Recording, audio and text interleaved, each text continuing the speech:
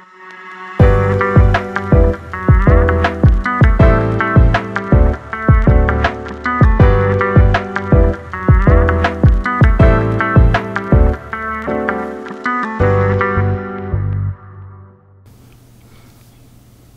there, welcome to Brew. This is where indie developers send their games and I do my best to get feedback on their game design. And I've got coffee with me, and it's Starbucks, I'm sorry. I'm sorry to all you Starbucks haters out there. I am a Starbucks hater. That's why I'm sorry. So today we're talking about Caillou's Journey, which is a, oh no, that's my pup. So Caillou's Journey was submitted to us by Alexandre, and this is exciting because this is the first game that I've talked about that was created in Dreams. Dreams, if you're unaware, I'm sure you're aware though, it's a PS4 game that is made to make games. It's really interesting that you can have a game engine like in its entirety, something that's made usually for a computer, but on a console. You can make music with it, you know, and 3D models and sculpt and add logic and paint and all kinds of things. So it's a really powerful tool, but at the same time there's limitations with it, you know, being a console thing, you know, there's only so much you can do. So with that knowledge going into this, I have kind of a bias against it. And it is against it, it's not for it, because I understand its limitations and stuff.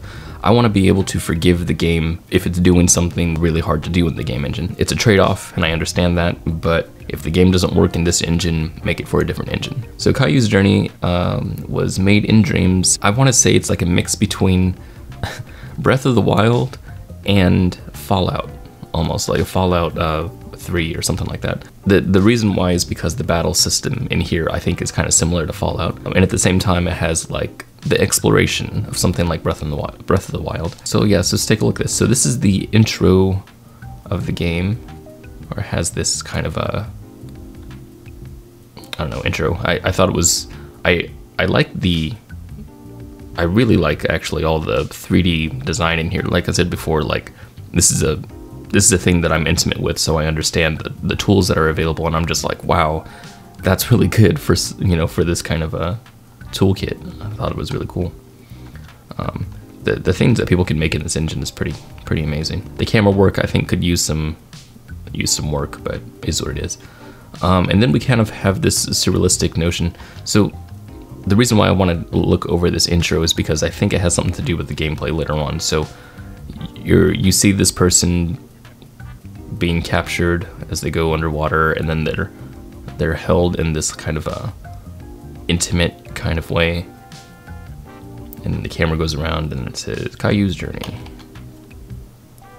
Quite beautiful, that little intro. I like it. When we start the game, when we actually start it, we're watching a bird float through this Lost Ruins looking kind of place. Again, really impressive, all this stuff, all this modeling stuff. I think it looks really good. I love the lighting effects in here, just aesthetically, just a neat little thing. And then we have the headshot here with the dialogue down here. Here start a new morning.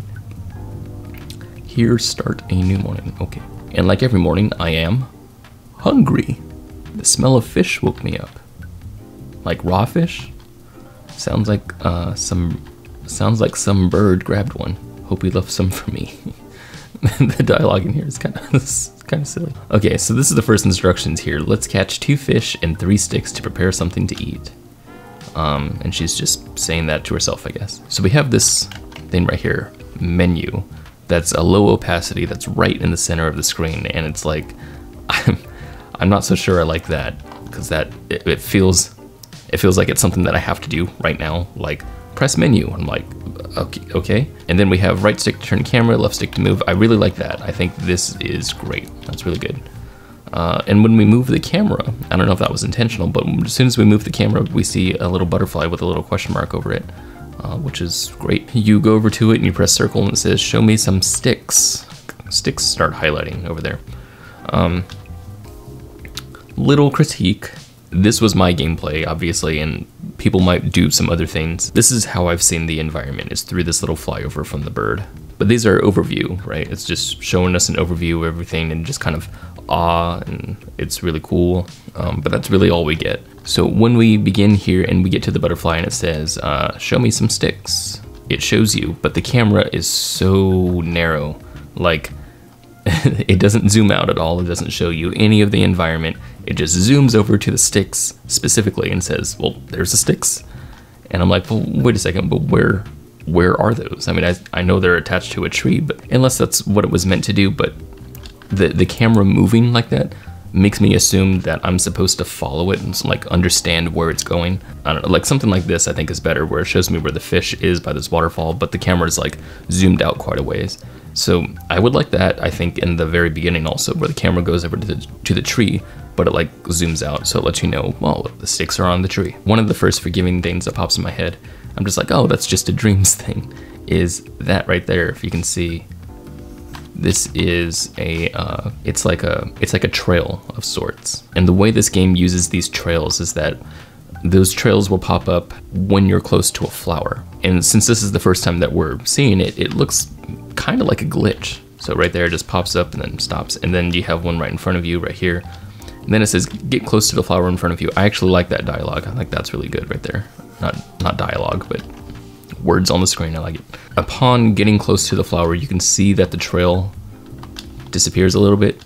So you start to understand, oh, that's a trail, which is pretty good. I do like that. So I wish the trail was a little bit different. And then this is where my critique starts a little bit heavier. So the first flower that you come to behaves like all the other flowers. What the flowers are meant to do are meant to up the maximum of things that you can carry. So before we know anything about this game, we come to an upgrade. We shouldn't be doing that because we don't know what this thing is yet. We don't know that we can carry stuff. We don't know how many things we can carry.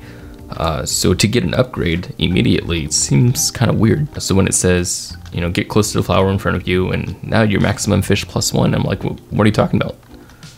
What is maximum fish +1? But yeah, but then she says pink flowers increase the maximum amount of fish I can carry, which would be good, I think, if we taught that a little bit later, you know, after we catch a fish. But of course, this is an open world, so how do you do that? Well, I would design the level, I think, differently. I certainly wouldn't put a flower right in front there, right in the very beginning. I'd probably have it to where you can go into a little pond first to catch a fish, and then, you know, go over and find out that you need more space to carry fish, and then get to a flower, you know, like incremented that way.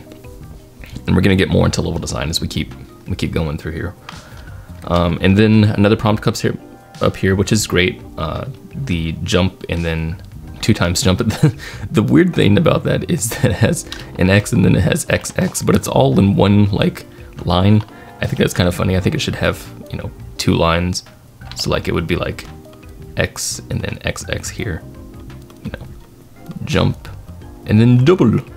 It's kind of weird to have it all mashed up there because then it just looks strange. Double jump and then there's that trail again. Like I said, it's a little strange. I like the idea of it, but I wish it would be something different because it's weird. The way you catch fish in this game is strange. It's half a me thing, half a design thing. It feels like Breath of the Wild when I play it, but it feels more like Fallout 3 when I'm interacting with stuff. So with Fallout, you had the thing where you have a gun, and instead of just shooting, you have to, you know, choose a target, you know, and everything. It's like a mixture of like a turn-based thing. It's like real-time turn-based sort of. So with this, I don't know if there's another game that does this. If there is, I haven't played it. You have to catch fish by lowering their stamina and then catching them like at the right moment. So there's actually, it's really complex, which is kind of weird to have in like such an open world game like this. Anyway, so it says you need to catch fish multiple times until their stamina is empty, and then it has this OOO. No idea what that means, right? Until we actually get to the fish.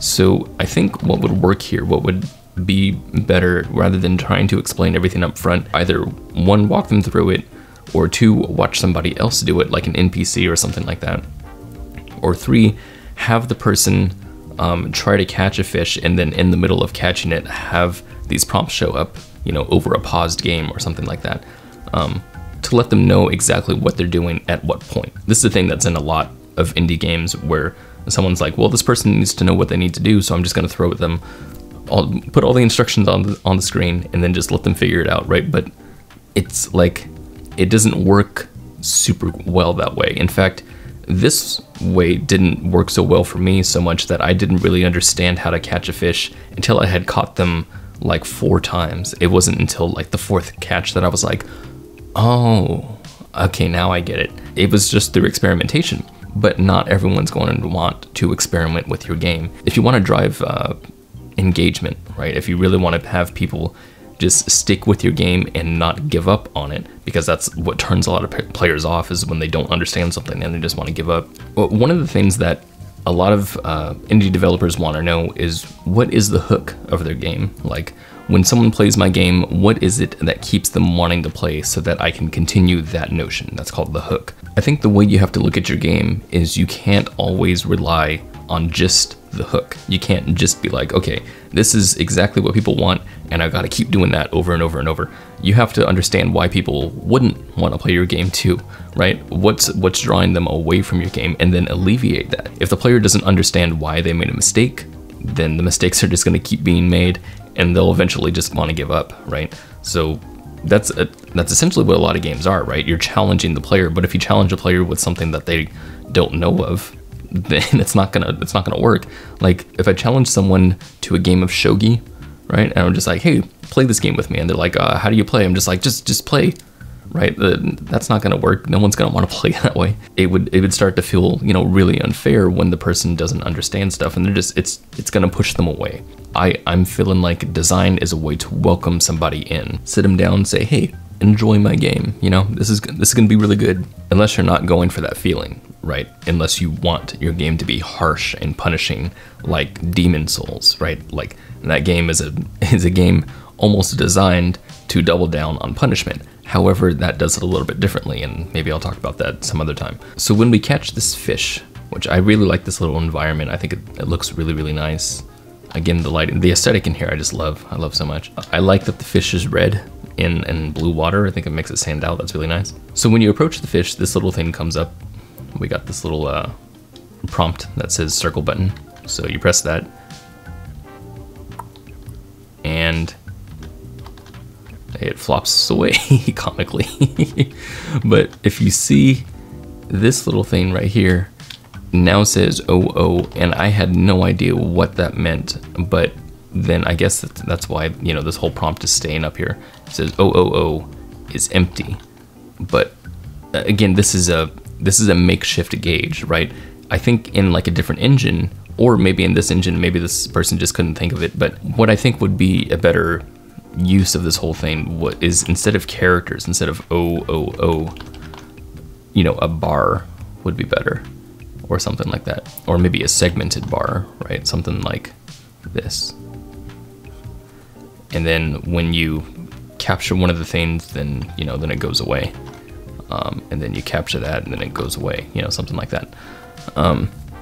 Because bars are more abstract, and we understand they're not letters, right? When we look at "oh," like, it looks like I literally read that as "ooh." Like, I saw the fish try to capture it, and it looks like it's saying "ooh" to me. Using letters abstract like that, you can do it. Obviously, it does work. I think it works better in like a much more abstract sense, because right now this game is super not abstract. This game is it's not realistic, but it's representational, right? We have an actual person who looks like a human being, these big stones, we have water here, like there's a fish here, like this is all stuff that we recognize. And so when we see letters, it seems like the letters should be read, not treated as a meter. This whole business of catching the fish feels like busy work. I just love this fish just keeps flopping around. It's so funny to me. Bouncing off the rocks. This whole skill of going to catch the fish, I think it feels like busy work. And the reason why it feels that way is because one way that this stamina system has worked, I think, in the past, is in the old Pokemon games, Pokemon Red, Red and Blue. One of the things you have to understand as a developer is the core gameplay loop of your game. One of the more simpler ways to understand it is work and then reward, right? And that's what keeps the player interested, is I shoot the bad guy, I get a point, right? And that's basically what it is.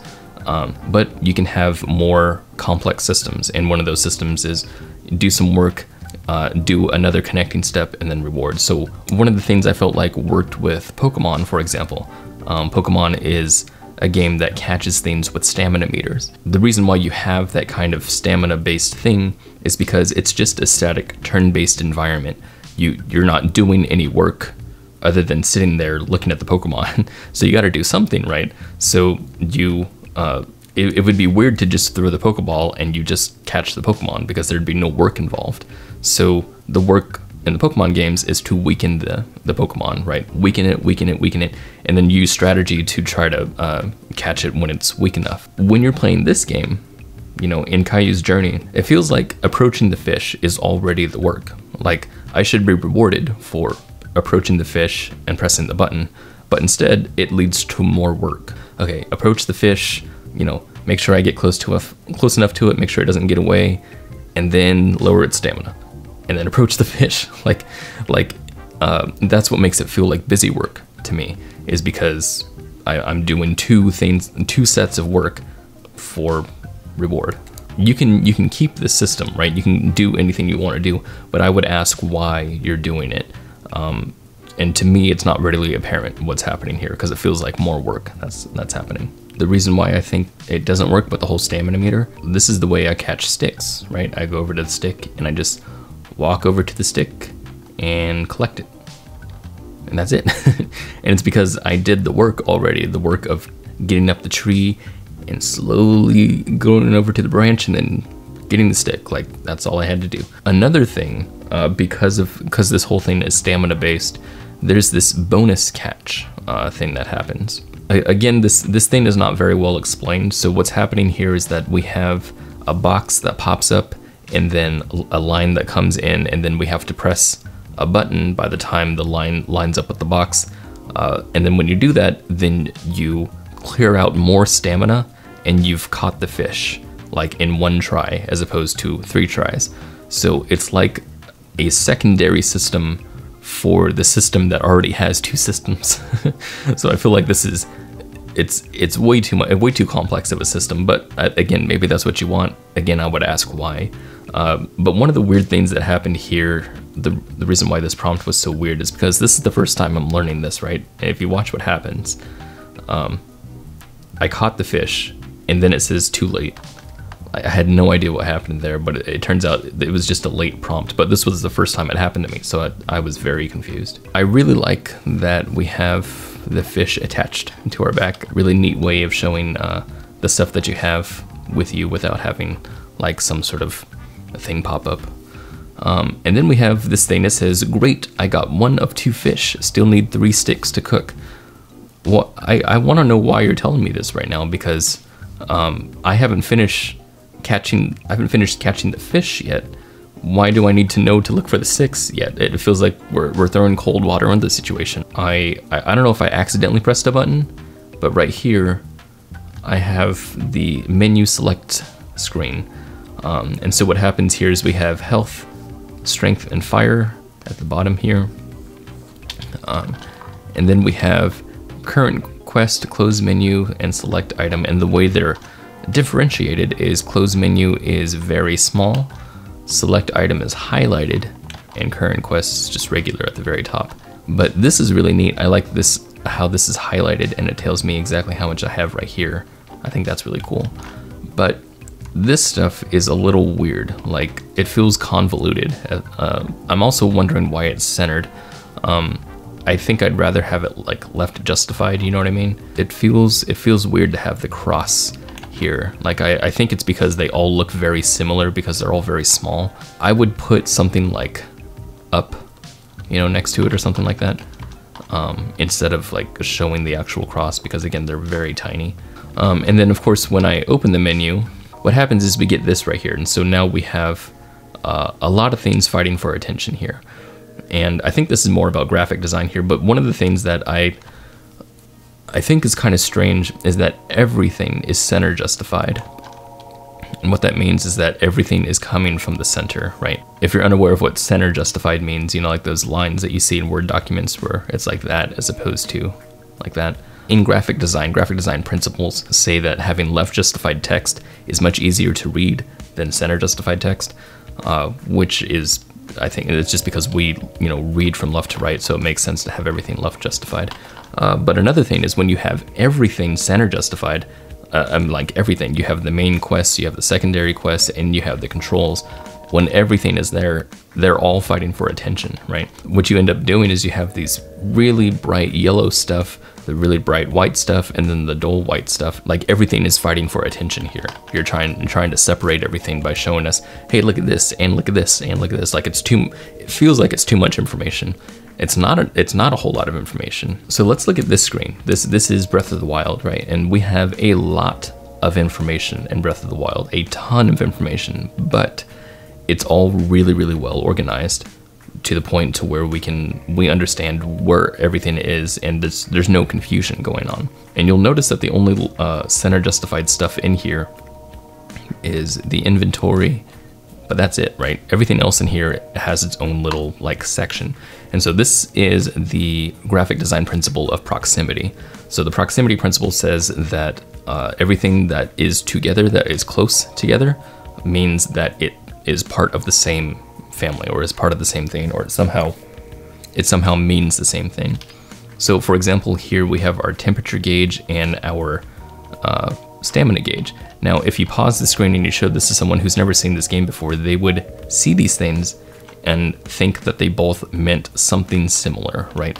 We have all the items all in one area, right? And then we have the icons for those items at the top of the thing. So what we have is this whole family is one big thing. And so we understand that everything that happens in here is the same kind of stuff. Another thing, we have the adventure log and the system. And again, that's grouped with this center title here.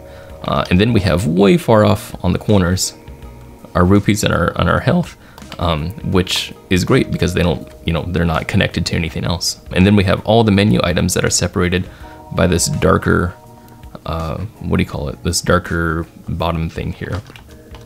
And so we know, the buttons that we need to get out of the navigation here. I just wanted to show that everything here is very grouped together in a very specific way. And so in here, try not to make everything, fight for attention in the same screen. I would say, have your main quests, and then like have your main quests maybe over here, main, and then, list them out right here.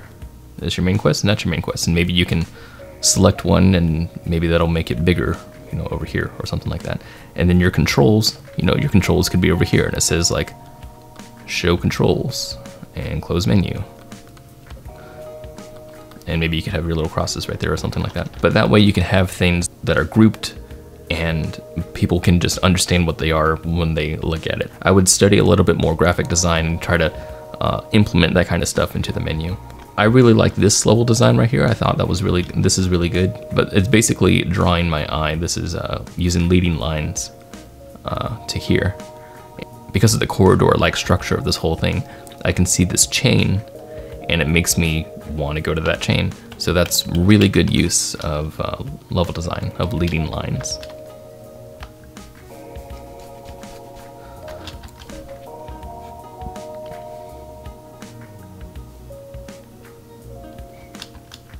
And then I thought this was really good as well. The chain is coming out of this this center. I guess this is a bell. I don't know what this is, but it's coming out of the center.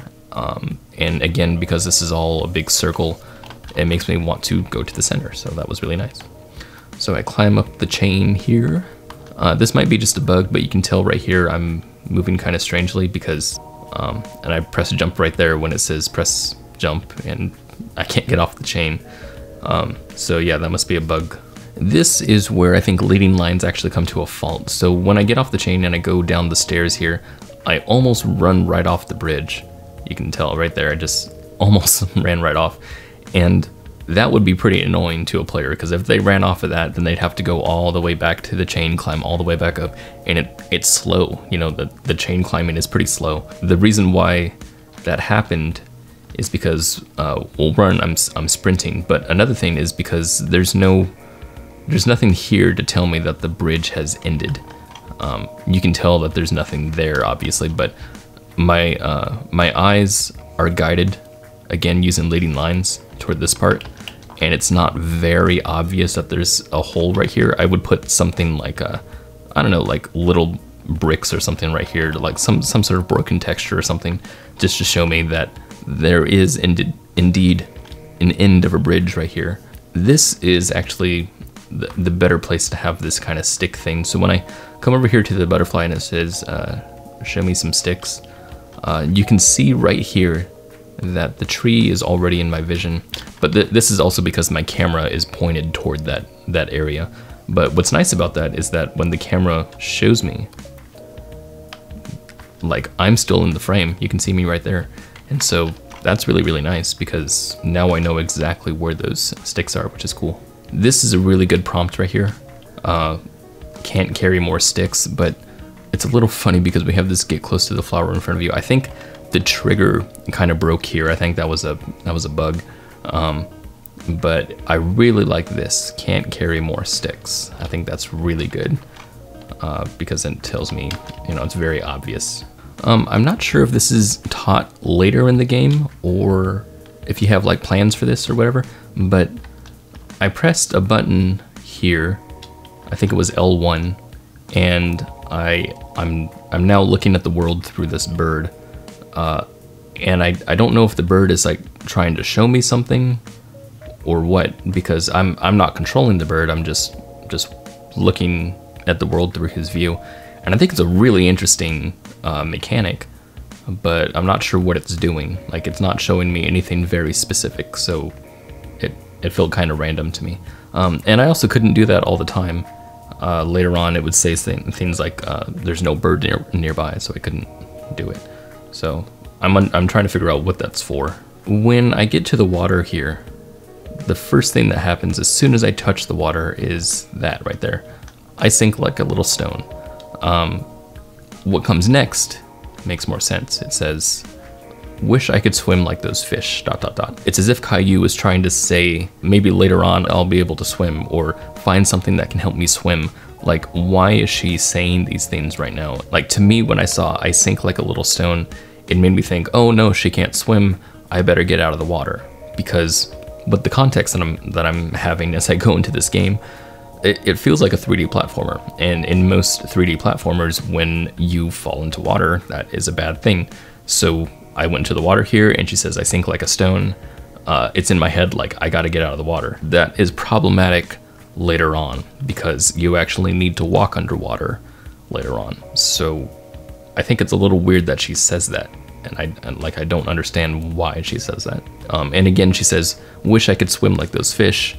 It makes me think, okay, well, maybe there's an upgrade I can get somewhere that will make me swim, but there's nothing. Not until the next part of the level, which isn't really an upgrade, it's just kind of a thing you can do. So I feel like it's a hint given in the wrong place. There was 2 prompts here, and again, I think that's broken. I got +1 stick, and then immediately after it says can't carry more sticks, and then get close to the flower in front of you, and then it cuts to a cutscene. A lot of things happening right there. I think you should just look more into your trigger moments and seeing how they're playing out. The cutscene here is just beautiful. The way the camera work is and the lighting is just absolutely awesome. There's a little strange thing that happens with the storytelling here. So from my point of view, this is what happened. By the way, that fire looks amazing. Looks really good. So Caillou says, just finished my portion. She still hasn't touched hers. If she won't eat her fish, then I'll have it. I thought that was amazing for the storytelling, but now I'm not so sure if it meant what I thought it meant. So this isn't game design critique, what I'm about to give. This is just my personal opinion. I really like stories, and you know, filmmaking was one of those things for me that really brought out this storytelling kind of artist in me that really likes, you know, really likes telling visual stories. I was a cinematographer in that kind of filmmaking world. So what I really like doing is looking at stories and how they're showing things that are deeper, right? Like, you got to dig into things to see what they mean. And so one of the things that Caillou says here, so, well, this whole thing that Caillou says, she says, just finished my portion, she still hasn't touched hers. And it's like, it's obvious that she's not going to eat because she's a statue. So that must say something about Caillou's character, right? And I'm thinking about, I wonder who she is. You know, suddenly I have so many questions about this person, and I'm wondering what's the connection between these two people. Like, it's so interesting what's happening.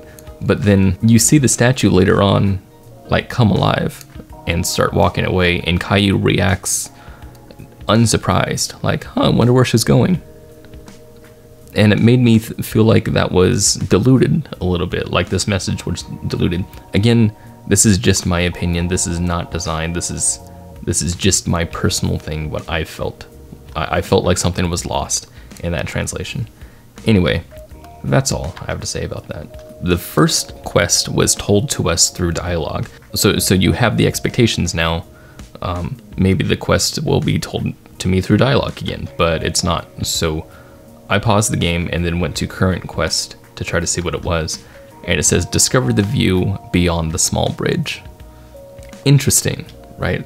I'm like, what small bridge? But I was like, well, this is interesting because it says discover the view. So it means that I've got to explore or something. Maybe I'll find a small bridge somewhere. So that's what I did. And it took me way too long. When it said discover the view, there's this huge view right here. If you go up on this giant rock, this is the only part of the game that I feel like has a view, right? That's where the sun is. That's where everything else is. This is like the view to me. This is everything in the game right here. But I'm like, I'm not on a small bridge, so what is it that I need? Oh, here's that little thing right here. It says no animals around for vision, or health needs to be at least 50% to use vision. Again, I'm not sure what vision, I'm not sure why I would want to use it. But again, maybe that's something later on in the game, I don't know.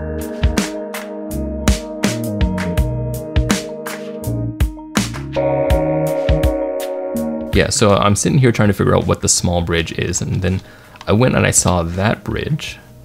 So this bridge right here, and I'm thinking, oh, maybe that's the bridge they're talking about. So I found my way over to that area. Turns out that's not small at all. And there's a big old door blocking it that apparently costs 60 strength to open. So, and I have 0 strength, so I was like, okay, well, obviously that's not what they're talking about. When I got out of that area, I came over here, and I was like, oh, maybe that's the bridge they're talking about. And then right here, the view over the small bridge is beautiful. And I got connected with the wrong thing. This is not the bridge that they're talking about, but I thought it was, because I'm going towards it, and that's what it says. The view over the small bridge is beautiful. So I'm like, oh, okay, well then maybe it's here somewhere. So I decided to try to climb up that chain again and go on top of this bridge. And I was like, okay, well there's the view, or there's a view. So maybe this is the bridge they're talking about.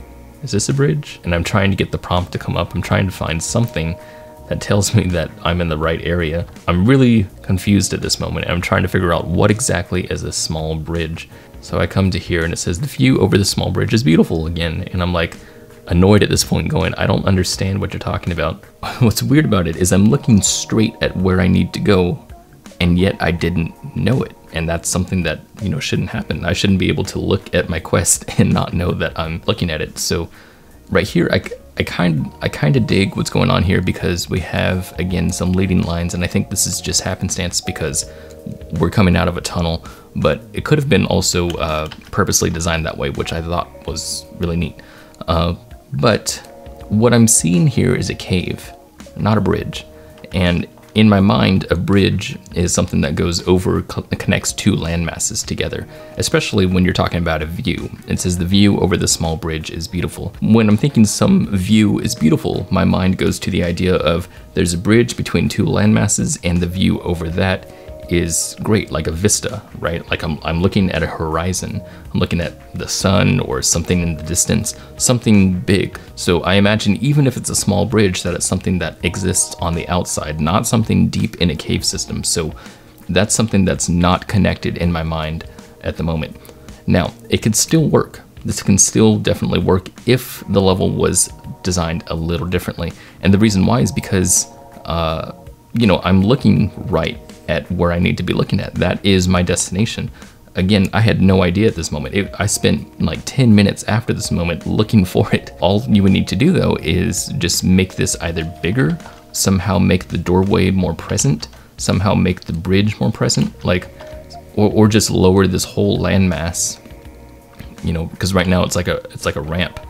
I would lower it, you know, so it's not it's not blocking my view, because right now it's blocking my view of the doorway that I need to go through. One of the things that they did in Breath of the Wild, they had these ideas of landmarks that would happen where the player could see something and be attached to that thing, and they could see it from, you know, any view that they were at. And one of the reasons why they made the towers, you know, so big and so huge is because the checkpoints need to be seen from a huge distance away. So that's what we need to do here, is we need to make sure that the player can see things wherever they are, depending on what it is that you're trying to do with it. When you're designing these kind of levels in open world environments, you need to remember that the player is looking for certain things, and you got to make sure that it's very obvious that they're seeing certain things from certain vantage points. So always go out throughout your whole level and make sure that you can see the certain things that you need to go to. One of the cheapest ways to do this is marks on a map. And I love that this game doesn't have a mini map, because to me that means forcing my exploration. I love the idea of going through just the world by myself and just kind of just exploring the way that I want to. But it makes the level design so much harder, because now I'm dependent on where I'm putting my camera. In Grand Theft Auto games, like, you don't have to do that. You don't have to make sure that the player is pointing their camera in certain viewpoints, because they have like a little mini map and they can just follow that wherever they want. But if your game is based on exploration, kind of like Breath of the Wild is, you know, it makes sense to have vantage points and make sure that you can see certain things, you know, wherever they are. So when I finally got to the bridge and understood what I was supposed to do, I came through here and control took over, and this is an automatic cutscene now. And then what happens is we have this doorway, and who pops through? Who I'm guessing is the cursed queen, because she has a crown on. So because the player's already connected with this statue, they already know who she is. When they see her get up, it triggers something in the player's mind. Wait a second, I'm supposed to be somehow connected with that statue, so I need to follow it, right? That's what I imagine most players would do at this point, is go to follow the statue. When I went to go follow the statue, then this prompt came up where it says, where is she going? And it kind of confirmed to me that that I'm going to the right spot. What was weird to me was the second prompt. I'm not strong enough right now to follow her. And it's like, you don't need to tell the player that, because the player is going to discover that by themselves.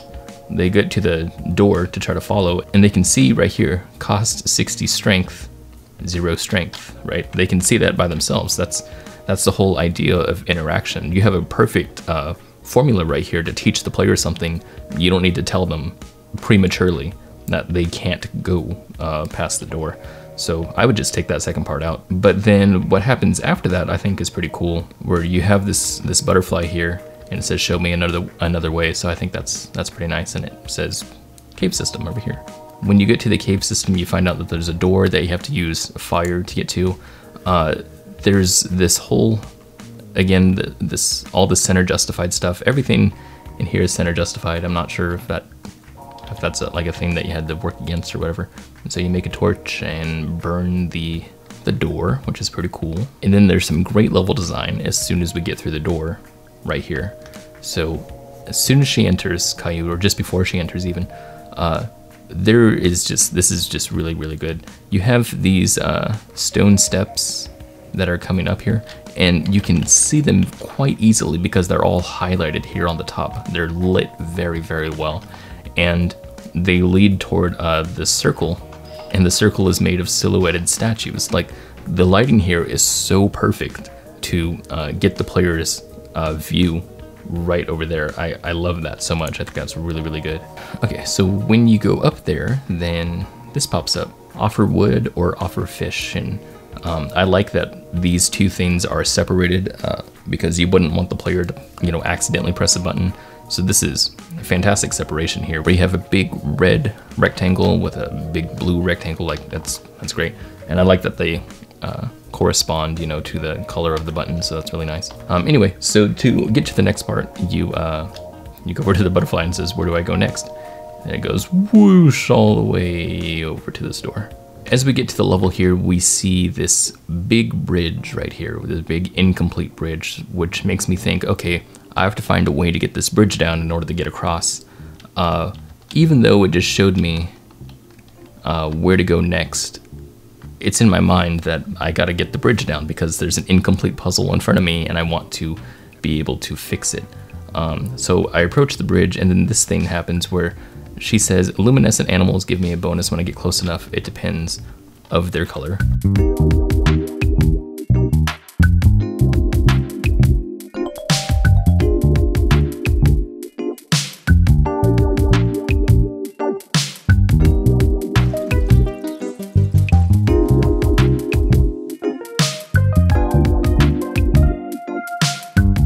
I think this is a trigger that's supposed to be for an animal that's below, because I think this is a bug, I'm not sure. And unless they're talking about the butterfly here, but the butterflies haven't given me bonuses before, so I don't know.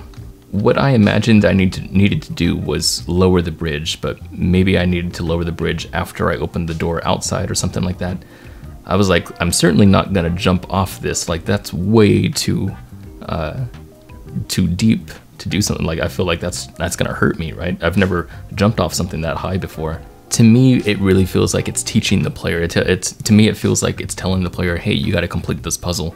Like I see a missing puzzle piece in front of me that needs to be completed. But then, I don't know, maybe that's not entirely right for everybody else. Maybe that was just me. I don't know. I don't really have any advice for that. But it's certainly not really apparent to me that I have to jump off of this really tall space without taking damage. I just went for it. So this is where the sinking like a little stone thing comes into play. And this is actually really, really neat. So you see this giant goldfish here. You can catch a ride with it, and I thought that was really cool.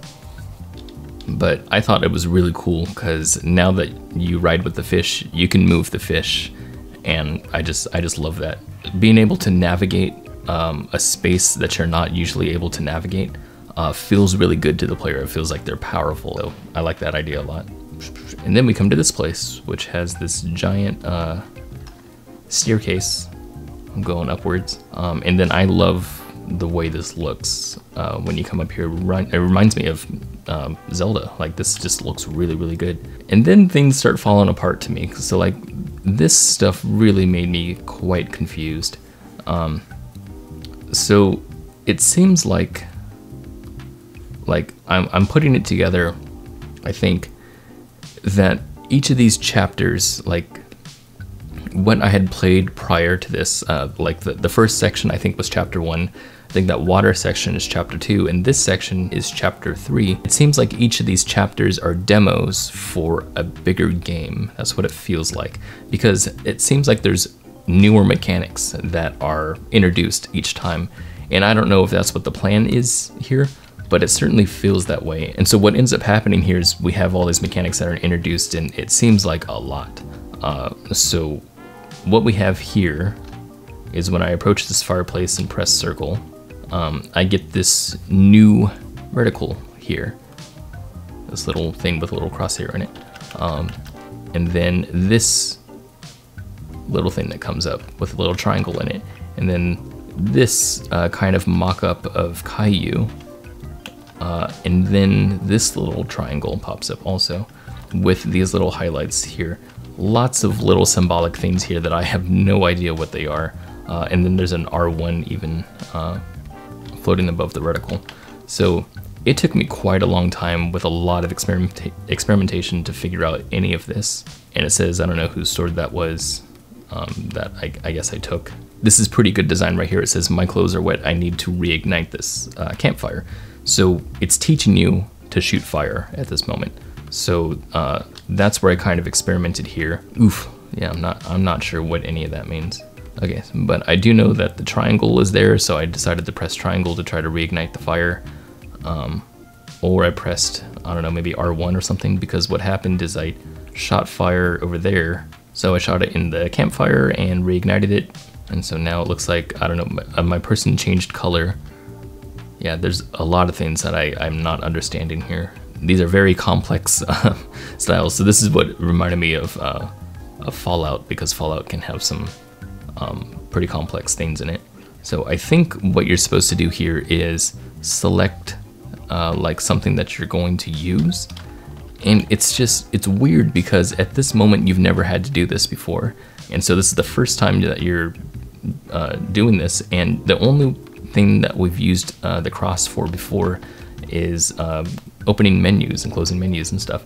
So this is the first time that we're using it to select like modes, and this, I think that's what this is. I think this is basically magic, right, where you're shooting fire, and then attack, that you're using a sword, and then a fish. I think that's a fish. What is that? No, it's a stick. And then a stick, and then a fish. And I think you throw those things. You throw the fish or throw the stick. Again, this is all experimentation for me. I never felt like this stuff was explained. Oh, yeah, so right here, when I selected the fish, it says L2 ready, throw fish. I really have no idea what that is or why I'd want to throw a fish. So anyway, so you go across the tree here, and Doreen pops up and it says, "What are you doing with my sword?" So I imagine this is a battle sequence, and sure enough, all of this stuff pops up on the top here. And I'm just like, whoa, that's a lot of stuff. So Caillou has 2 what looks like magic points, or 2 hit points, and then 2 magic points, as does Doreen, who is this person. And so she pops up here, and it feels like it's a turn-based thing, like a freestyle turn-based thing, like at the same time. And that's what reminded me of Fallout. So it's weird because I don't understand any of this immediately. It says fire versus water here, attack and defense, red and blue, and it's a lot of information that I just do not understand. And then on top of that, man, to battle is really complicated. So when I talked about the core gameplay loop before, it feels like moving around here is part of the core gameplay loop, but it turns out it's not really. It's kind of just part of it. And so kind of like catching the fish, battling is the same way. I enter basically battle mode, I guess. And her whole body turns into targets, these blue target highlights. And then I use my reticle to highlight a body part, and then this little thing pops up, which is the square. I think you have to align the square in order to land an attack, but this whole time, Doreen is still moving around, and so it's a bit hard to try to figure out, or at least I think maybe it slows down or something. Yeah, but man, this was tough to understand. Very tough to understand. Man, and then there's this whole thing about a fire shield, and I just did not understand. It says up there, craft 5 arrows, -1 stick.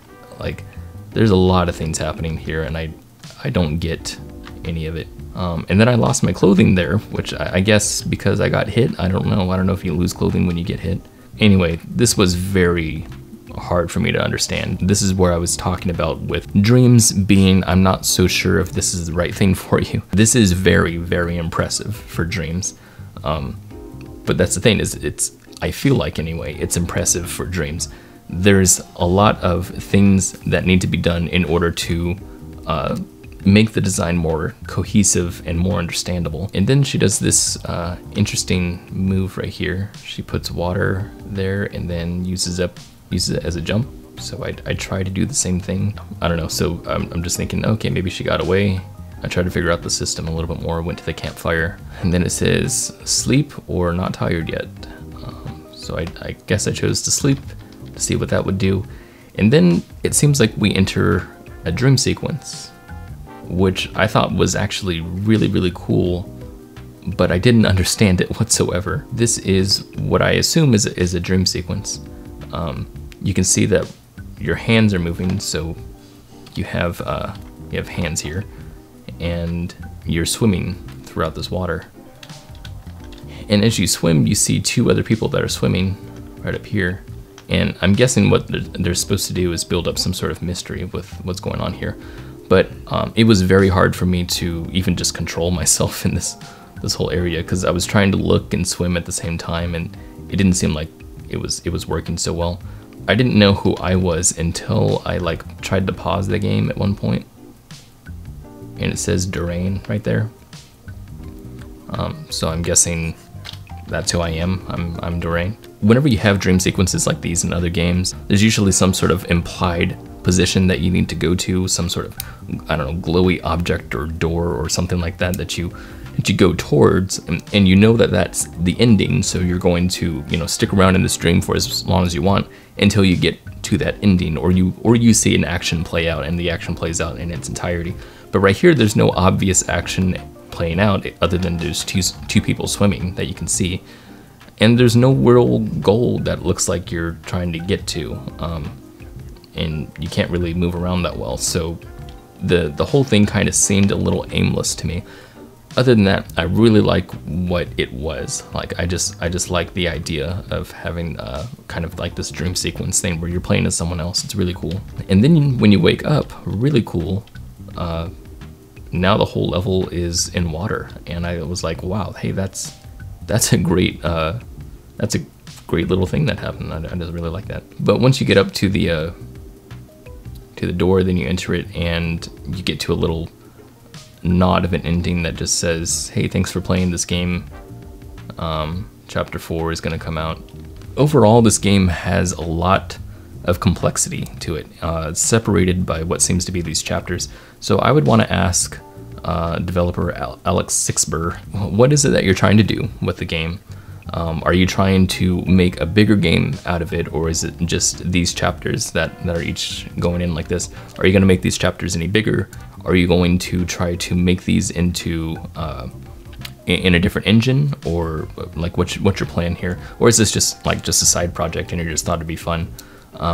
From what I've experienced, I thought it was really interesting. I've certainly never played a game like it before. I like a lot of the stuff here is impressive visually, and some of it mechanically is really interesting. I would try to focus more on what it is that you're trying to achieve mechanically, unless you just like playing around with this stuff and you're not looking for any kind of specific design feedback in that instance, then none of this would help you.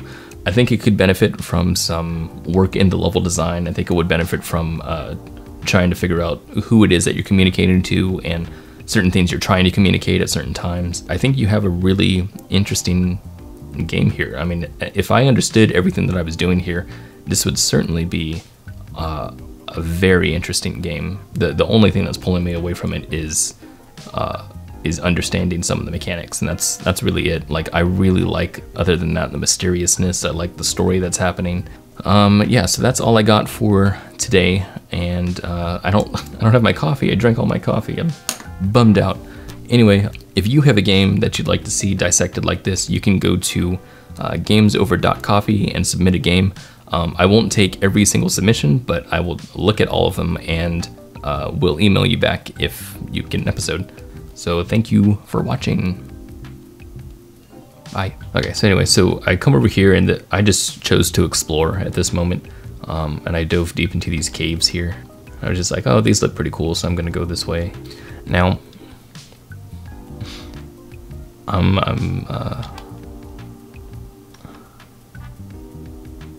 this is kind of funny because I'm just now realizing this, but I actually passed the small bridge right here, and it's not at all obvious. There is a small bridge.